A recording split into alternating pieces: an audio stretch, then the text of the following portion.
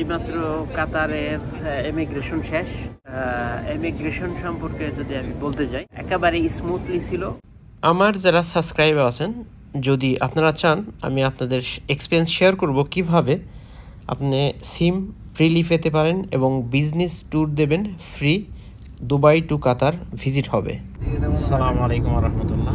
আমরা আজকে আলহামদুলিল্লাহ আল্লাহ তাআলার অশেষ রহমত বের হইল শারজা টু কাতার, দোহার উদ্দেশ্যে।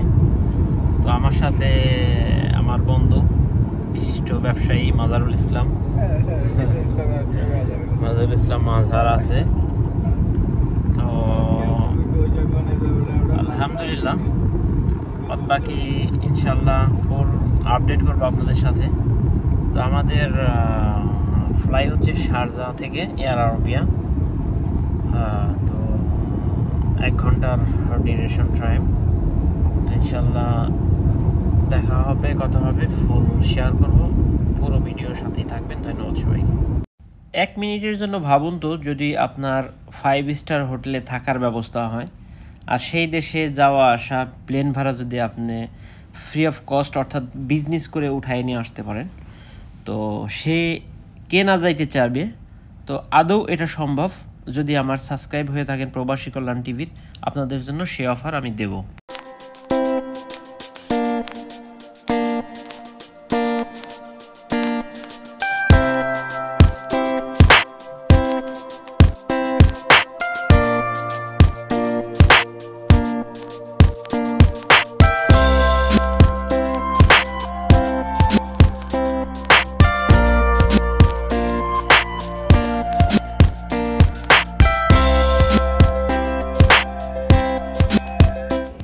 ফাইনালি আলহামদুলিল্লাহ কাতারে কিন্তু পৌঁছাই গেছি। তো এখন ইমিগ্রেশনের পালা, দেখা যাক ইমিগ্রেশনে কি করে। চলো। তো ইমিগ্রেশন কি কুয়েতের মতোই হবে নাকি আসান হবে? তবে আই হোপ কাতার টেকনোলজির দিক দিয়ে অনেক এগিয়ে, প্লাস হচ্ছে দুবাইয়ের পরেই ভালো একটা সেবা পাবো এইখানে, এই আশাই ব্যক্ত করে। তো সামনে যাচ্ছি হইলো আমরা এখন ইমিগ্রেশনের দিকে। তো বাদ বাকি ইমিগ্রেশনের পরে ইনশাল্লাহ আপডেট করব কি অবস্থা, কেমনি কি। যদি বিশ্বের 1 নম্বর সেবার মানে বলি, কাতার এয়ারওয়েজ 1 নম্বর, আপনারা সবাই জানেন। দ্বিতীয় কিন্তু এমিরেটস এয়ারলাইন্স। তো এয়ারপোর্টটা অনেক অনেক ওয়াইড রেঞ্জে বানাইছে, কারণ হচ্ছে অনেক সুদূর প্রসারী ওনাদের চিন্তা ভাবনা। আর সব মিলিয়ে কাতার এয়ারপোর্ট ওয়াসাম একটা এয়ারপোর্ট।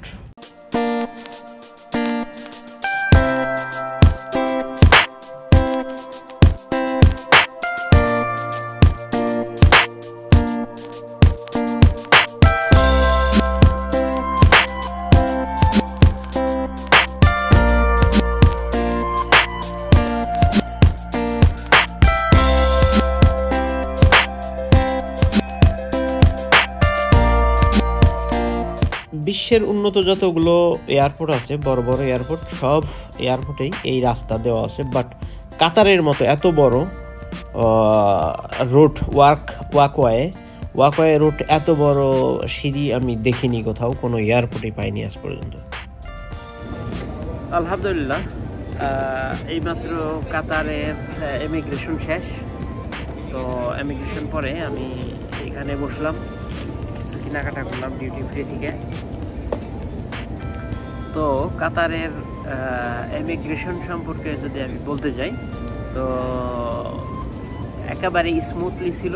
জাস্ট আমি পাসপোর্টটা দিয়েছি, এমিরেটস আইডিটা দেখছে, ফিঙ্গার নিছে, no asking anything, welcome to Qatar, ঠিক আছে। তো আর কিছু জিজ্ঞেস করে নাই। বাট একটা জায়গায় সাফার করতে হচ্ছে, লোক ছিল অনেক।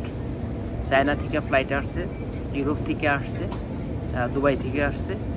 লাঞ্চ টাইম হয়তো পড়ার কারণে মাত্র 3-4টা কাউন্টারে কাজ করার কারণে অলমোস্ট 2.5-3 ঘন্টা দাঁড়ায় আসছিলাম, মাজা ব্যথা হয়ে গেছে। তো এটা হচ্ছে ইমিগ্রেশনে সাফার করছি। তাছাড়া বাদ বাকি সব ওয়ান্ডারফুল স্মুথ ছিল। হ্যাঁ ঠিক আছে, দেখালাম। আরে গোল্ডিফ কিলো, হ্যাঁ হ্যাঁ, এক বান্ডিলে 2 প্যাকেট। হ্যাঁ হ্যাঁ হ্যাঁ। তো এই ছিল কাতার ইমিগ্রেশনের এক্সপিরিয়েন্স। তো বেসিক্যালি খুবই স্মুথ হয়েছে, খুবই ভালো লাগছে। বাদ বাকি এখন হোটেলে যাব। প্রচুর ক্ষুধা লেগে গেছে, কারণ এত সময় এক্সপিরিয়েন্স। সকালবেলা ভোরবেলা হালকা নাস্তা করে আসছি, মানে কারণ অবস্থা খারাপ, ইমিগ্রেশনের দাঁড়াই থেকে অবস্থা শেষ। এর আরও বিয়ে আসছে, কিন্তু খাবার পানিও দেয় নাই। যাও এখন সিধা হোটেলে যাব। যাওয়ার আগে খায়াটা একবার হোটেলে যাব। তো বাদ বাকি সাথেই থাকবেন, সিম নেব। তো পুরো ডিটেলস শেয়ার করব যে কীভাবে আপনি দুবাই থেকে যদি কাতারে আসেন, আপনি আপনার খরচ, সম্পূর্ণ খরচ উঠাই নিয়ে যেতে পারবেন। তো লাইক ফ্রি অফ কস্টে আপনি দুবাই টু কাতার ভিজিট করতে পারেন। আমার পাশেই এই একটা মোবাইল রেখে গেছে, এক ভদ্রলোক বসছিল। তো মোবাইলটা রেখে গেছে, হয়তো উনি আবার আসবে। তো এইমাত্র আমরা এয়ারপোর্ট থেকে বের হলাম। তো কাতার এয়ারপোর্ট থেকে বের হয়ে নর্মালি আপনি বাসও পাবেন না, মেট্রো ট্রেনও পাবেন না, আপনি অনলি আপনাকে ট্যাক্সিতেই যেতে হবে। এই জন্য আমরা ট্যাক্সি নিলাম। তো ট্যাক্সি করে হোটেলের দিকে ছুটলাম। এখন 13 কিলো হোটেলের দূরত্ব।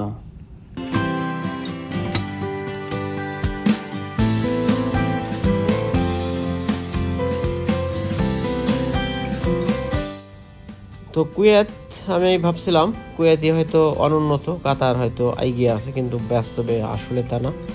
কিন্তু কাতার সব মিলিয়ে কাতার অনেক পিছিয়ে এখনও কুয়েত থেকে, ধনী হিসেবে টাকার দিক থেকে। তো রোড কিন্তু বেশ সুন্দর, আর সবচেয়ে বেশি ভালো লাগলো রোডের দুপাশে কিন্তু এই যে মানে অজস্র ফুল গাছ দিয়ে ডেকোরেটেড করা হয়েছে। এই জায়গাটা আমার খুবই ব্যক্তিগতভাবে অনেকই ভালো লাগলো, সুন্দর পরিপাটি। চলে আসলাম হচ্ছে হোটেলে। এই হচ্ছে হলো হোটেলের লবি। জাস্ট ওয়ান্ডারফুল সার্কামটেন্স, অনেক সুন্দর আর কি হোটেলটা। তো এখন হয়েছে রেস্ট নিতে হবে একটু। সকালবেলা হালকা পাতলা নাস্তা করে আসছি। তো ফার্স্ট অফ অল আমাদের এখন ফ্রেশ হবো, ফ্রেশ হয়ে বাইরে খাবার টাবার খাইয়ে এসে তারপরে যাবো আর কি ঘোরার জন্য। ঠিক আছে।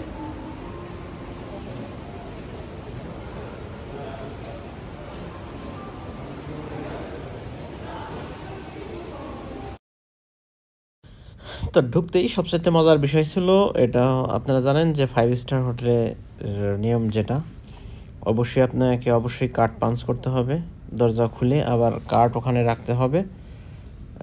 লাইট সব কিছু অন হওয়ার জন্য অটো অন হয়ে যায়। তো সব কিছু অত্যাধুনিক এবং অনেক সুন্দর, ভেরি ভেরি গর্জিয়াস ছিল। তো 5 স্টার হোটেল মানেই সেরকম কিছু। তো বেড থেকে শুরু করে কার্পেট, তারপরে চা, কফি, পানি, tea, red tea, green tea, telephone number, TV, television, mirror, বসার জন্য 2টা টেবিল।